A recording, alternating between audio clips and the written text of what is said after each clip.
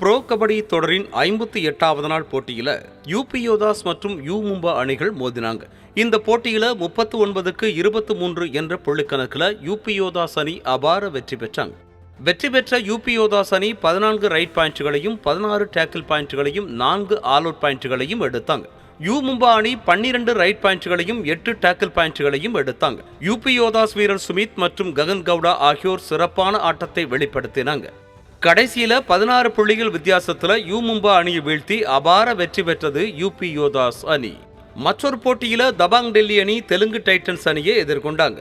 இந்த போட்டியில 44க்கு 33 என்ற புள்ளி கணக்கில் டெல்லி அணி வெற்றி பெற்றது. டெல்லி அணி 24 ரைட் பாயிண்ட்களையும் 13 டேக்கிள் பாயிண்ட்களையும் 4 ஆல் அவுட் பாயிண்ட்களையும் எடுத்தாங்க.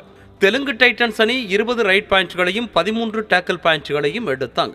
டெல்லி வீரர் அஷு மாலிக் ஒருவர் மட்டுமே 20 புள்ளிகளை எடுத்து அபார ஆட்டத்தை வெளிப்படுத்தினார். இறுதி நிமிடங்கள் வர சிறப்பான ஆட்டத்தை வெளிப்படுத்திய டெல்லி அணி 11 புள்ளிகள் வித்தியாசத்தில் வெற்றி பெற்றாங்க. ப்ரோ கபடி தொடரின் 59வது நாள் ஆட்டத்தில் பெங்களூரு புல்ஸ் மற்றும் யூ மும்பா அணிகள் மோதவிருக்காங்க. மற்றொரு ஆட்டத்தில் குஜராத் ஜெயின்ஸ் அணியை எதிர்கொள்ள இருக்கு தமிழ் தலைவாஸ் அணி.